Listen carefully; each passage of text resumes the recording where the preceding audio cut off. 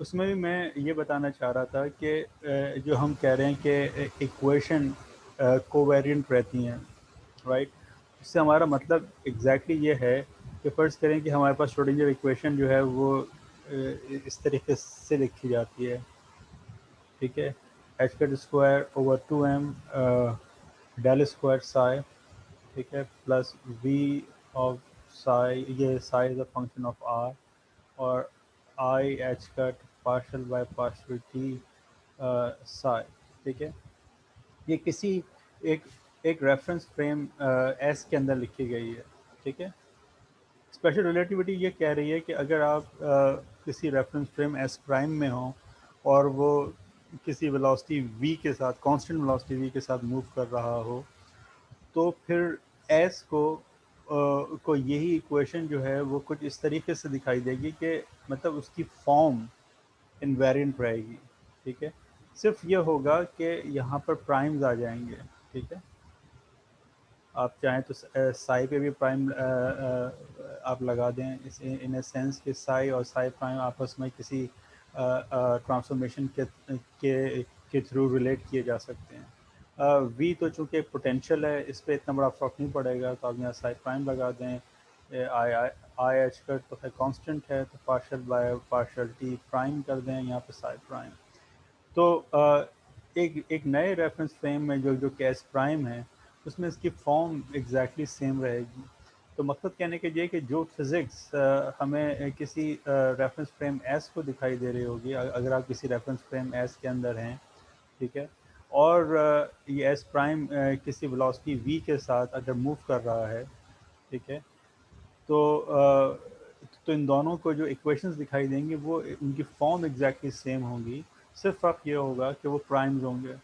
और प्राइम का फ़र्क भी मैंने आपको ये जो है पिछली दफ़ा बताने की मैंने कोशिश की है कि देखिए वेक्टर्स इटसेल्फ जो होते हैं वो कभी भी चेंज नहीं होते, उनके कंपोनेंट चेंज होते हैं, ठीक है।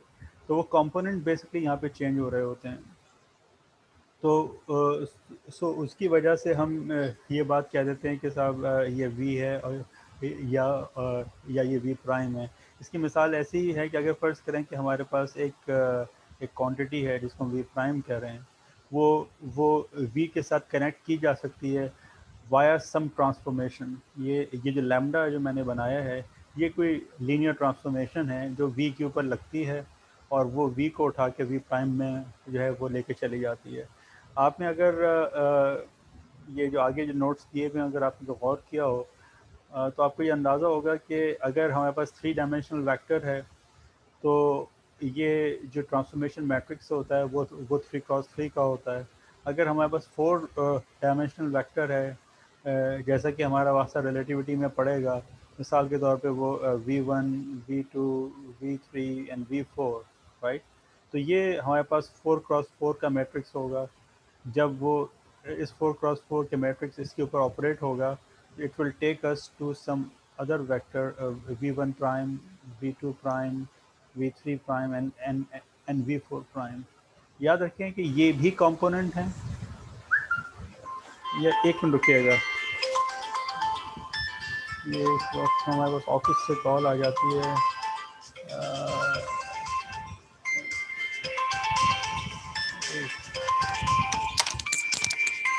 हेलो। हाँ।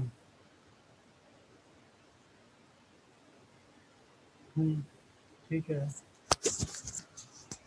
हम्म, ये अभी मेरी क्लास हो रही है, फिर मैं बात करता हूँ।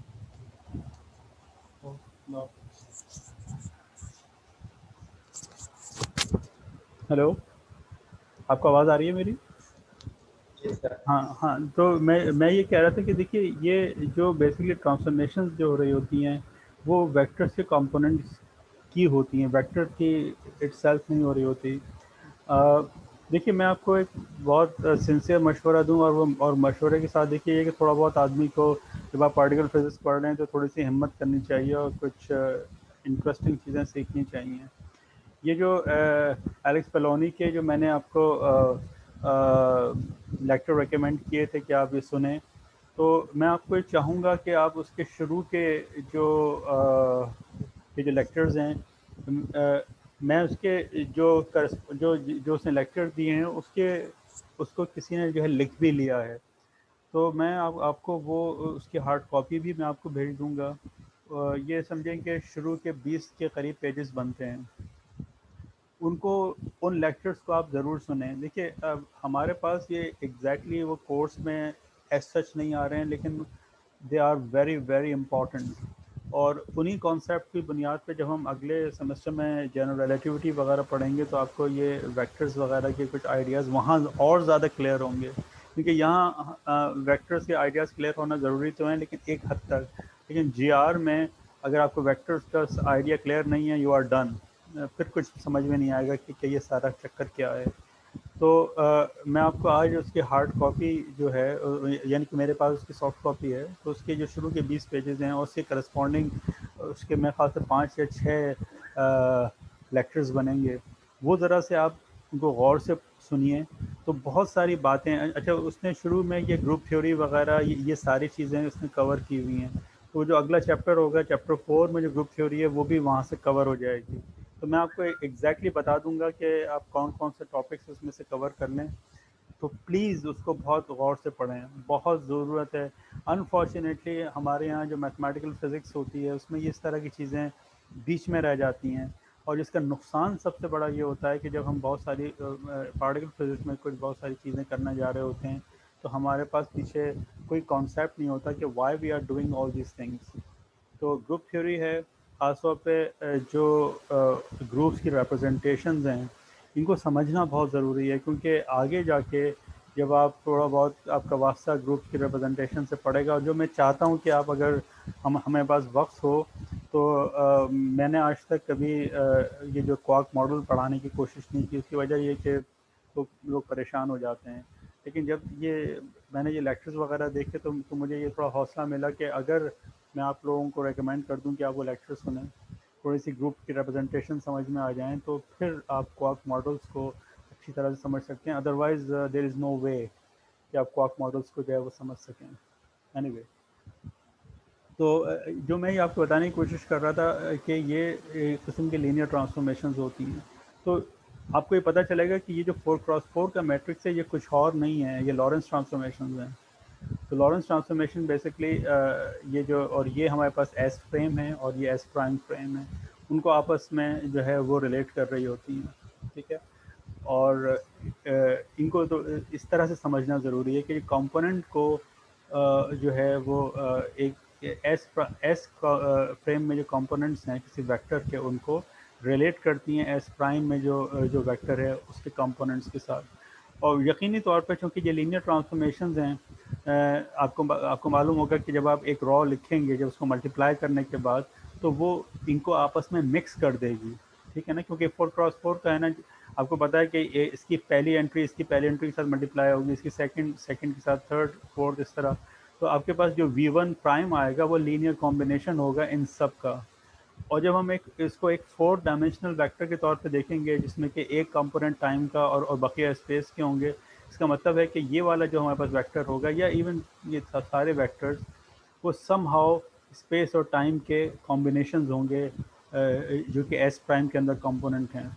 अब वो और बात है कि थोड़ा सा इस ये जो मैट्रिक्स है जिसको मैं यहाँ लैम्डा कह रहा हूँ या मैं इसको लॉरेंस ट्रांसफॉर्मेशंस कह रहा हूँ, इसके अपनी फॉर्म पे भी डिपेंड करेगा। आपको थोड़ा सा अंदाज़ा होगा कि इसके सारे कंपोनेंट जो हैं वो नॉन ज़ीरो नहीं है। कुछ कंपोनेंट्स, कुछ कुछ एलिमेंट्स जो हैं इस मैट्रिक्स के वो ज़ीरो हैं, तो फिर वो इससे कंट्रीब्यूट नहीं करेंगे। तो जो नॉन ज़ीरो होंगे वो ही एलिमेंट्स कंट्रीब्यूट करेंगे। तो बाज़ जगहों पे आप देखेंगे कि अगर आप फर्ज करें कि एक्स डायरेक्शन के अंदर आप ट्रांसफॉर्मेशन देख रहे हैं, तो फिर आपको जैसा कि शायद आप जानते हो कि लॉरेंस ट्रांसफॉर्मेशन जब हम कर रहे होते हैं तो नॉर्मली बट स्टूडेंट्स को समझाने के लिए हम एक पर्टिकुलर डायरेक्शन के अंदर करते हैं। लेट्स से कि ये एक्स, ये जो हमारे पास एक्स डायरेक्शन है, सिर्फ हम उसके अंदर ही ट्रांसफॉर्मेशंस करते हैं। तो जो परपेंडिकुलर डायरेक्शंस होती हैं, लाइक फॉर एग्जांपल वाई और जेड, उसमें कोई फ़र्क नहीं पड़ता। यानी कि आप अगर लेंथ कॉन्ट्रैक्शन देखना चाह रहे हैं, तो अगर आप एक्स डायरेक्शन में मूव कर रहे हैं तो लेंथ कॉन्ट्रैक्शन आपको सिर्फ और सिर्फ एक्स डायरेक्शन में ही दिखाई देगी। जो परपेंडिकुलर डायरेक्शंस हैं लाइक वाई और जेड, उसमें कोई आपको लेंथ कॉन्ट्रैक्शन नहीं दिखाई देगी। ठीक है, लेकिन यकीनी तौर पे ये कोई हार्ड एंड फास्ट रूल नहीं है कि आप हमेशा एक्स डायरेक्शन में करें, आप वाई में कर सकते हैं या जेड में कर सकते हैं, लेकिन जिस डायरेक्शन में भी करेंगे उसकी परपेंडिकुलर डायरेक्शंस में कोई फ़र्क नहीं पड़ेगा। लेकिन यकीनी तौर पे ऐसा भी मुमकिन है कि अगर ये एक्स है, ये वाई है, ये जेड है, आप कहें कि why I am going to do Lorentz transformation in only one direction, आप चाहें तो एक ऐसी डायरेक्शन में भी कर सकते हैं जो कि डायगोनल हो, तो उसमें ये एक्स वाई जेड तीनों उसके अंदर इन्वॉल्व हो रहे होंगे, तो सिर्फ क्या फ़र्क पड़ेगा कि ये जो ट्रांसफॉर्मेशन मैट्रिक्स है, क्योंकि नॉर्मल हालात में यानी कि अगर आप किसी एक पर्टिकुलर डायरेक्शन के अंदर लॉरेंस ट्रांसफॉर्मेशन कर रहे हो तो वो सिंपल हो जाता है, राइट।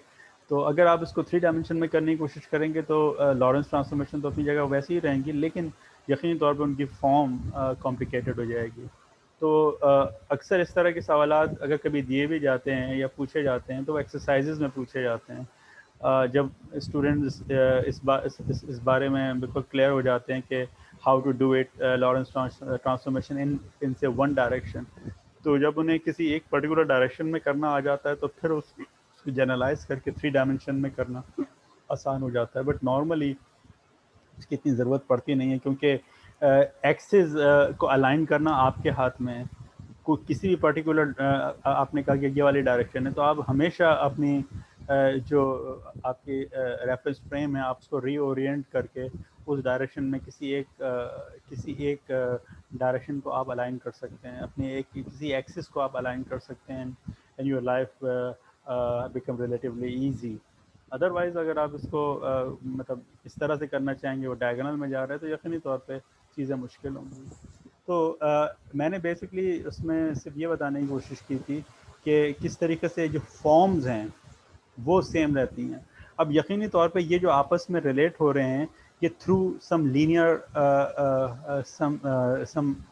ट्रांसफॉर्मेशन हो रहे हैं। तो इन जनरल ये जो लीनियर ट्रांसफॉर्मेशन जो होती हैं वो लॉरेंस ट्रांसफॉर्मेशन होती हैं, राइट। तो ये हमें बस देखना पड़ता है कि ये आपस में रिलेट हो सकते हैं but through some linear transformation, and that linear transformation is called as Lorentz transformation.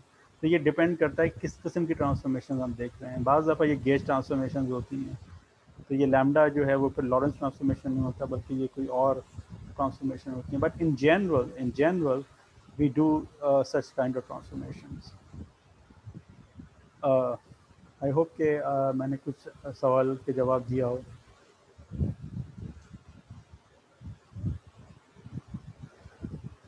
Anything, कोई और चीज़? सर ये Schrodinger equation second order form में लिखी हुई है ना? सेकेंड ऑर्डर फॉर्म में लिखी हुई है? अच्छा, आप ओके। एक चीज़ और, चले मैं वापस जाता हूँ उस तरफ। सेकेंड ऑर्डर फॉर्म, देखिए उसमें मैंने ये बताने की कोशिश की थी एक और चीज़। एक तो ये कि ये आपस में रिलेट हुए हैं। सेकंड चीज़ इसमें जो है इम्पॉर्टेंट वो ये कि ये इक्वेशन अगर ये आपने अच्छा हुआ मुझे याद दिला दिया, ये इक्वेशन जो इस तरह लिखी गई है जहाँ पे कि स्पेस पार्ट अलग है, यानी अलग से मुराद मेरी यहाँ पर स्पेस के डबल डेरिवेटिव हैं, ठीक है, और यहाँ टाइम का सिंगल डेरिवेटिव है, राइट। तो ये बात आपके जहन में होनी चाहिए कि जब कभी भी हम इस तरह से इक्वेशन लिखेंगे, ये तो मैंने अभी आपको एक समझें कि सिर्फ समझाने के लिए ये बात कही थी कि ये आपस में अगर रिलेट होंगे तो वो थ्रू सम लॉरेंस ट्रांसफॉर्मेशंस होंगे, और ठीक है। लेकिन अगर फर्स्ट जो जो बात जिस पॉइंट की तरफ अभी इन्होंने कहा, और जो शायद मैंने अपने इसके अंदर जो प्रीवियस लेक्चर है उसमें भी मैंने कहा था, ये जो रिकॉर्डेड है वो ये कि इस फॉर्म में लिखी हुई इक्वेशन के साथ लॉरेंस ट्रांसफॉर्मेशन भी कुछ नहीं कर सकती। उसकी वजह यह है कि रिलेटिविटी ये कहती है हमें कि हमें स्पेस और टाइम को इक्वल फुटिंग्स पे लेना है। इक्वल फुटिंग से मुराद क्या है कि हम ये नहीं कह सकते कि टाइम ज़्यादा इम्पॉर्टेंट है या स्पेस ज़्यादा इम्पॉर्टेंट है। तो हम नॉर्मली क्या करते हैं कि जो हम स्पेस टाइम डायग्राम बनाते हैं तो उसमें हम एक्स वाई जेड की परवाह नहीं करते, हम बस कोई एक डायरेक्शन ले लेते हैं और उसको हम स्पेस कह देते हैं, और दूसरी एक्सिस को हम जो है वो टाइम कह देते हैं, ठीक है। अब इसमें एस या एक्स वाई जेड कुछ भी हो सकता है। तो अब जो कुछ भी एस के साथ होगा वही कुछ टाइम के साथ होगा, क्योंकि ये टाइम जो है और जो स्पेस एक्सिस हैं they are like rubber sheet. ये रिजिड नहीं रहे बल्कि ये स्ट्रेच कर सकते हैं और श्रिंक कर सकते हैं। और उसकी वजह है वो मैं अभी अगर आपने लेक्चर सुन लिया तो आपको वजह पता होगी, अगर नहीं पता है तो मैं दोबारा आपको जो रिमाइंड करा दूंगा, और वो बहुत इंपॉर्टेंट वजह है कि स्पेस और टाइम जो है अब रिजिड नहीं रहे बल्कि फ्लेक्सिबल हो गए हैं लाइक रबर शीट। ठीक है। तो श्रोडिंगर इक्वेशन बजाते खुद लॉरेंस इनवेरिएंट नहीं है। अगर मैं इसके ऊपर जो गैलीलियन ट्रांसफॉर्मेशन लगाऊं तब तो मैं इसको आपस में रिलेट कर सकता हूं, राइट। और गैलीलियन ट्रांसफॉर्मेशंस कुछ भी नहीं होती हैं।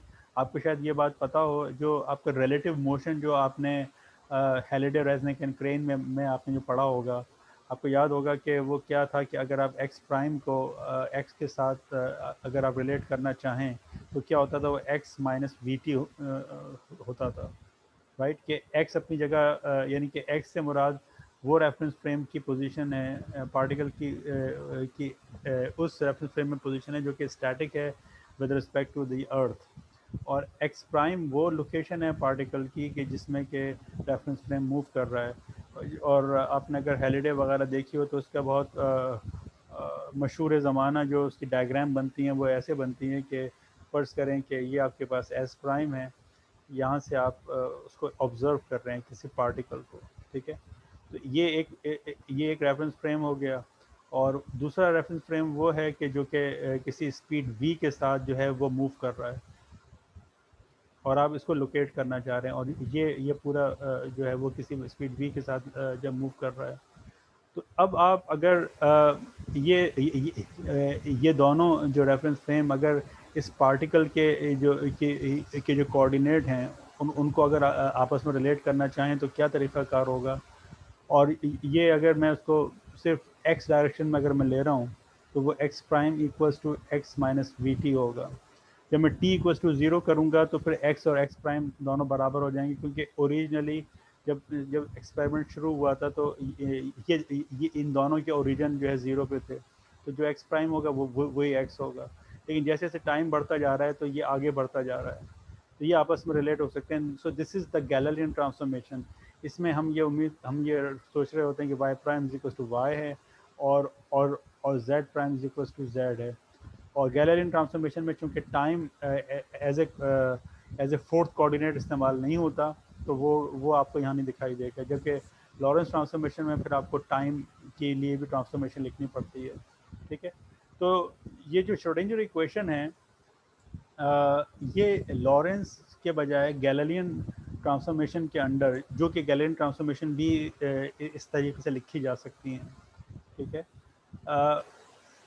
उसके अंडर तो ये इन्वेरिएंट है, लेकिन ये लॉरेंस ट्रांसफॉर्मेशन के अंडर ये इन्वेरिएंट नहीं है। उसकी वजह ये है कि हम यहाँ पर टाइम स्पेस को के डबल डेरिवेटिव इस्तेमाल कर रहे हैं और यहाँ टाइम का सिंगल डेरिवेटिव इस्तेमाल कर रहे हैं।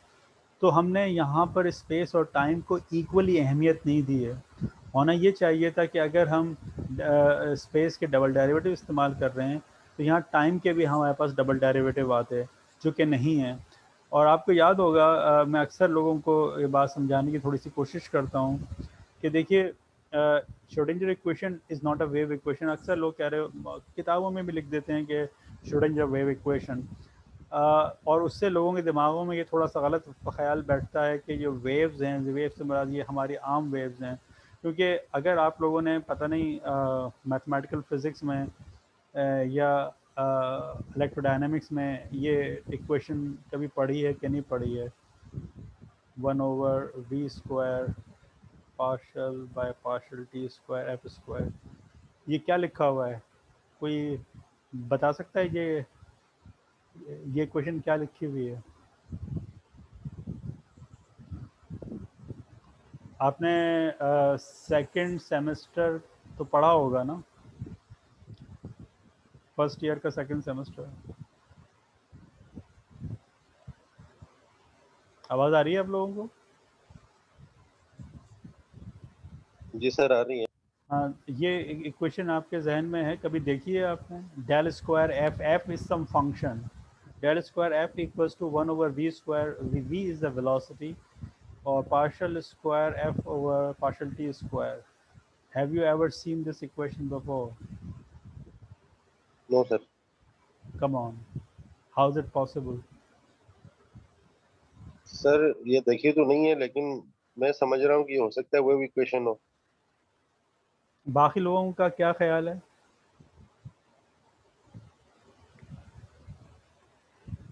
सर ये प्रोबेबिलिटी हो सकती है पार्टिकल। ये हो ये ख्याल कैसे आया आपके दिमाग में? सर वो जो श्रोडिंगर इक्वेशन मतलब एक्चुअली वेव की नहीं बता रही है, मतलब पार्टिकल की प्रोबेबिलिटी बता रही है। लेकिन मैं तो इस इक्वेशन की बात कर रहा हूँ, श्रोडिंगर इक्वेशन में कहाँ जा रहे हो?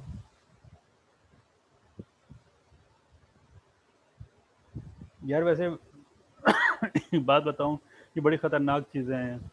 अगर तुम लोगों के पास हेलिडे रेजनिक एंड क्रेन हो, उसका वॉल्यूम 1 उठाओ और उसमें जो वेव्स का चैप्टर है, तुम देखो उस शरीफ आदमियों ने ये इक्वेशन जो वेव इक्वेशन कहलाती है उसको ड्राइव करके दिखाया है, ड्राइव करके और उसको उन्होंने फिजिकल आर्गूमेंट्स दिए हैं और जिसमें कहा है कि ये इक्वेशन क्यों ट्रू है। ठीक है, ये हमारे सिस्टम के सबसे बड़ी मसले हैं कि हम कभी भी आगे की चीज़ें समझ ही नहीं पाते क्योंकि पीछे की चीज़ें नहीं मालूम होती हैं। तो अब अगर ये वेव इक्वेशन है, जो 3 डायमेंशनल वेव इक्वेशन लिखी हुई है, ये आपको मालूम होना इसलिए ज़रूरी है कि इसके सॉल्यूशंस हैं। मुझे हैरत है कि आपने इलेक्ट्रोमैग्नेटिज्म पढ़ा, आपने सेकेंड ईयर में थर्ड सेमेस्टर में आपने इलेक्ट्रोमैग्नेटिज्म पढ़ा होगा, वहाँ आपका वास्ता मैक्सवेल इक्वेशन से पढ़ा होगा, और मैक्सवेल इक्वेशंस के ज़रिए से मतलब आपको ये बात आज तक कभी क्लियर हुई है कि लाइट इलेक्ट्रोमैग्नेटिक वेव्स क्यों हैं? सर सर हमने जितना भी इलेक्ट्रोडायनेमिक पढ़ा या इलेक्ट्रोमैग्नेटिज्म पढ़ा, सर मैक्सवेल इक्वेशन तो पढ़ा ही नहीं हमने, वहां तक पहुंचा ही नहीं हम। ज़बरदस्त। सर एक चैप्टर या दो चैप्टर पढ़ा रहे होते थे, वहां तक पहुंचे ही नहीं, तो पता फिर नहीं है। बस ठीक है, फिर मैं और आगे कुछ नहीं पूछता, क्योंकि बहरहाल ज़िंदगी में एक दफ़ा मैक्सवेल इक्वेशन से वेव इक्वेशन बनते हुए देखना बहुत ज़रूरी है। तो आप थोड़ा सा हिम्मत कीजिएगा, कभी देखिएगा कि जब आप मैक्सवेल इक्वेशंस को थोड़ा सा मैनिपुलेट करते हैं तो आप इस तरह की इक्वेशन इलेक्ट्रिक फील्ड के लिए और मैग्नेटिक फील्ड के लिए बना लेते हैं, और यहाँ वी जो निकल के आता है वो ऑटोमेटिकली कुछ इस तरह की चीज़ होती है कि एप्सिलॉन नॉट म्यू नॉट, और उसकी जब डायमेंशन आप निकालते हैं तो वो स्पीड ऑफ लाइट के निकलते हैं। तो that's why we came to know that कि ये जो इलेक्ट्रोमैग्नेटिक वेव्स हैं वो बेसिकली कुछ और नहीं है बल्कि लाइट हैं। एनीवे, तो जो चीज़ मैं समझाना चाह रहा था वो ये है कि देखिए, आप जो वेव इक्वेशन है उसमें डबल डेरिवेटिव है स्पेस का और डबल डेरिवेटिव है टाइम का। Schrodinger equation is not like this. Schrodinger equation कैसी है? उसमें स्पेस का देखिए, वी की इतना बड़ा मसला नहीं है, हम पोटेंशियल ज़ीरो कर दें, राइट, कोई पोटेंशियल कोई फोर्स नहीं लग रही, तो फ्री पार्टिकल को ले लें तो ये हिस्सा गायब हो जाएगा। ठीक है, तो हमारे पास एग्जैक्टली और ये बाकी ये चीज़ें तो कांस्टेंट हैं, उनको रीअब्जॉर्ब कर सकते हैं। So that's not a problem. Problem जो मेन खड़ी हो रही है वो ये कि ये डबल डेरिवेटिव है लेकिन यहाँ टाइम का सिंगल डेरिवेटिव है, तो ये एग्जैक्टली वेव इक्वेशन नहीं है। ठीक है, अगर आप इसको वाकई में डिफरेंशियल इक्वेशन की जो कैटेगरीज हैं उसमें आप देखें तो ये डिफ्यूजन इक्वेशन कहलाती है, हीट डिफ्यूजन इक्वेशन एग्जैक्टली इसी तरह की है। एनीवे, अब वो ऐसा फ़र्क क्यों है, उसकी वजह अनसर्टेनिटी प्रिंसिपल है, क्योंकि अनसर्टेनिटी प्रिंसिपल हमें ये कहता है कि हम किसी पार्टिकल की जो लोकेशन है और मोमेंटम वो हम साइमल्टेनियसली मालूम नहीं कर सकते। आप लोगों ने पिछले सेमेस्टर में अगर लैग्रैंजियन मैकेनिक्स या इन जनरल क्लासिकल मैकेनिक्स अगर ढंग से पढ़ी है, आपको पता होगा कि किसी भी डिफरेंशियल इक्वेशन को, यानी कि हमारे पास जो फोर्स इक्वेशन है या लैग्रैंजियन इक्वेशन है, वो basically second order differential equations बनती हैं। ठीक है, और उनके कंप्लीट सोल्यूशन के लिए you need to initial condition, जिसे हम Q और Q डॉट कहते थे, या अगर हैमिल्टनियन मैकेनिक्स है तो आपको Q और Px, अगर आप वन डायमेंशन में अगर x में ले रहे हैं, यानी कि Q और P की ज़रूरत पड़ती है आपको, या Q डॉट की ज़रूरत पड़ती है अगर आप लैग्रांजियन मैकेनिक्स कर रहे हैं। या आप अगर न्यूटोनियन मैकेनिक्स कर रहे हैं तो आपको एक्स और एक्स डॉट चाहिए, यानी कि पार्टिकल की इनिशियल लोकेशन चाहिए और आपको उसकी वेलोसिटी चाहिए, ठीक है। तो क्लासिकल मैकेनिक्स में हम चूँकि ये एक्स और पी एक्स ये जो हमारे पास वेरिएबल्स हैं, इनके ऊपर अनसर्टेनिटी प्रिंसिपल नहीं लगता, राइट। तो वहाँ पर हम जो है वो इस तरह की इक्वेशन लिख सकते हैं कि जहाँ पर हम हमें एक्स और वेलोसिटी देना पड़े। लेकिन हम श्रोडिंगर इक्वेशन के साथ ये नहीं कर सकते, क्योंकि श्रोडिंगर इक्वेशन हमें ये बताती है, क्योंकि v का मतलब ये है कि आप m से मल्टीप्लाई करके मैं उसको मोमेंटम बना सकता हूँ। तो इसका मतलब है कि श्रोडिंगर इक्वेशन को अगर हम कम्प्लीटली सॉल्व करना पड़ जाए और हमारे पास यहाँ पर टाइम का डबल डेरिवेटिव होता, तो यहाँ प्रॉब्लम खड़ी हो जाती है कि हमें एक्स भी चाहिए और वेलोसिटी भी चाहिए, क्योंकि डबल डेरिवेटिव जब मैं टाइम का कर रहा हूँ इसका मतलब है कि मुझे इसका फर्स्ट डेरिवेटिव भी डिफाइन करना पड़ेगा, ठीक है। अगर इस इक्वेशन में फर्स्ट डेरिवेटिव अगर कम्प्लीटली डिफाइंड नहीं है, I can not calculate the second derivative. ये तो क्लियर है ना। तो वहाँ पे फर्स्ट डेरिवेटिव मैंने डिफाइन किया, यानी कि वो वेलोसिटी हो गई। मुझे पार्टिकल की लोकेशन पता चल रही है, क्योंकि यहाँ पे मैं डेल स्क्वायर कर रहा हूँ, तो उसका मतलब है कि मुझे इनिशियली पार्टिकल की पोजीशन पता है, जब भी तो मैं उसके ऊपर डेरिवेटिव ले रहा हूँ। यहाँ से मुझे वेलोसिटी पता चल रही है, तो अनसर्टेनिटी प्रिंसिपल तो मुझे अलाउ ही नहीं करता। इसी वजह से velocity is not an observable in quantum mechanics and not an operator in quantum mechanics, क्योंकि यहाँ पर हम इसको डिफाइन ही नहीं कर सकते, ठीक है। तो यहाँ पर velocity is not coming as a initial condition, एक बात। और ये बात याद रखिएगा कि श्रोडिंगर इक्वेशन हमें हरगिज़ भी नहीं बताती कि पार्टिकल कैसे मूव कर रहा है। अगर कोई किसी ने आपके कान में ये बात बता भी दी है कि श्रोडिंगर इक्वेशन ये बताती है कि इलेक्ट्रॉन कैसे मूव कर रहा है, तो उसने आपके साथ बददयानती की है। Schrodinger equation doesn't tell you how a particle at quantum mechanical level is moving. It is not like Lagrangian mechanics or Hamiltonian mechanics or like for example Newtonian mechanics के कोई वो आपको ये बता रही है Schrodinger equation के particle यहाँ था और यूँ टहलता हुआ वो यहाँ पहुँचा। ना तो आप उसको यहाँ बता सकते हैं क्योंकि x और px डिफाइंड नहीं है, ना आप किसी और इंटरमीडिएट पॉइंट पे आप बता सकते हैं कि पार्टिकल की लोकेशन कहाँ थी, और ना आप यहाँ बता सकते हैं कि वो यहाँ कैसे पहुँचा।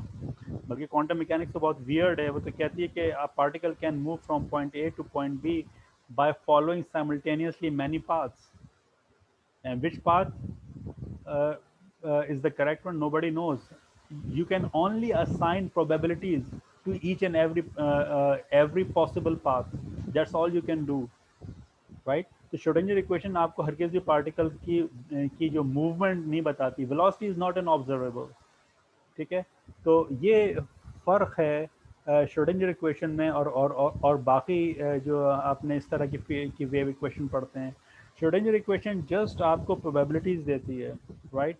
आपको ऑर्बिटल की आपको इक्वेशन दी, वो इटसेल्फ खुद कोई चीज़ नहीं है। आप उसका एब्सोल्यूट मॉड स्क्वायर लेंगे तो वो आपको प्रोबेबिलिटी देगा कि पार्टिकल के यहाँ पर पाए जाने के चांसेस क्या हैं। That's all it can tell you, that's it. Particle कैसे मूव कर रहा है और किस तरफ से जा रहा है, ये चीज़ें आप सिर्फ चांसेस कैलकुलेट कर सकते हैं। एक्चुअल मोशन उसका आप नहीं बता सकते। जो चीज़ मैंने वहाँ बताने की कोशिश की थी वो सिंपल ये थी कि एक तो ये कि अगर हम ये कहते हैं कि फॉर्म इनवेरिएंट रहेगी, उसका मतलब है कि वो ये है। दूसरी बात ये कि ये कंपैटिबल नहीं है with the Lawrence transformation in a sense कि यहाँ पर टाइम का सिंगल डेरिवेटिव है और यहाँ स्पेस का डबल डेरिवेटिव है। हमें इस इक्वेशन को आइंस्टाइन ने ये बताया या पोनकारे ने जो आगे इसकी जो 4 डायमेंशनल मैथमेटिक्स की डेवलप की, उसने कहा आपको इन इक्वेशंस को इनवेरिएंट फॉर्म में लिखना पड़ेगा। ये इक्वेशन अपनी जगह दुरुस्त है, लेकिन जब आप इस पर लॉरेंस ट्रांसफॉर्मेशन लगाने की कोशिश करेंगे तो क्या नुकसान होगा, क्योंकि यहाँ डबल डेरिवेटिव है तो आपकी लॉरेंस ट्रांसफॉर्मेशन इसको सही से ट्रांसफॉर्म नहीं कर पाएंगे। हाँ, आप गैलीलियन ट्रांसफॉर्मेशन लगा लें, that is fine.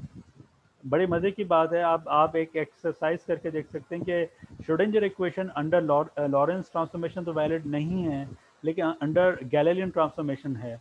On the other hand जो हमारे पास मैक्सवेल इक्वेशंस हैं, they are invariant under Lorentz transformation but not under Galilean transformations.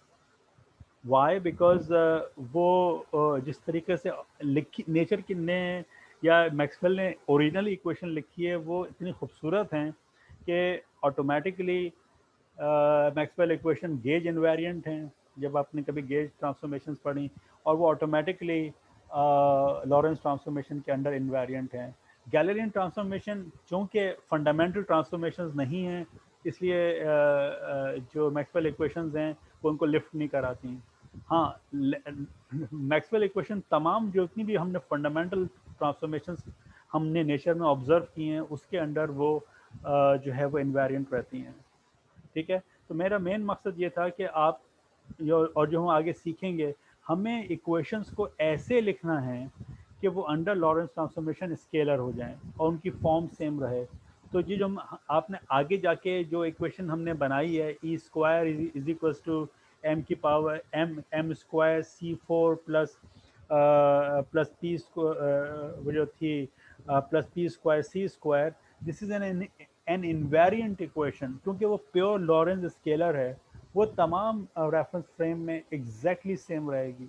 क्योंकि जैसे मैंने आपसे कहा कि हम स्केलर्स बनाना चाहते हैं, क्योंकि जब भी हम इक्वेशंस को समहाउ स्पेस टाइम के जो समझें कि यहाँ पे स्पेस टाइम इन्वॉल्व हो रहे हैं, हम स्पेस और टाइम को डिफरेंट फुटिंग्स पे लेंगे, जैसे कि यहाँ पर है, यहाँ डेल स्क्वायर है, यहाँ पर सिंगल डेरिवेटिव है टाइम का, तो ये तमाम रेफरेंस फ्रेम में हमें सेम नहीं दिखाई देगी। एक बात, दूसरी बात ये कि जब भी कभी हमारा वास्ता महज वेक्टर्स के साथ पड़ेगा, तो वेक्टर्स जब हम लॉरेंस ट्रांसफॉर्मेशन में जाएंगे तो वो उनकी कंपोनेंट मिक्स कर जाएंगे।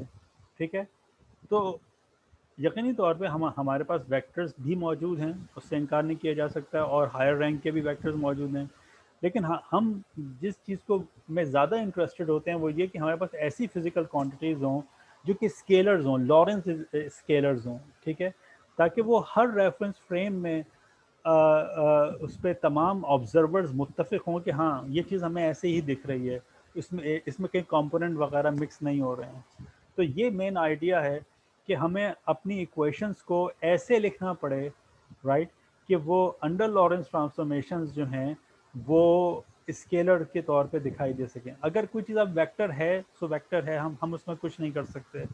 यही वजह है कि आप देखिए, अगर आपने आगे की इक्वेशंस वगैरह देखी हों तो आपको ये बात अंदाज़ा हुआ, इस बात का आपको अंदाज़ा हुआ होगा कि जैसे कि हमारे पास मोमेंटम होती थी पी एक्स, पी वाई और जो पी जेड। ठीक है, आप इसको फॉर एग्जांपल थ्री मोमेंटम, जिसको चूँकि ये थ्री डायमेंशनल है तो हम इसको रिलेटिविटी में थ्री मोमेंटम कहते हैं।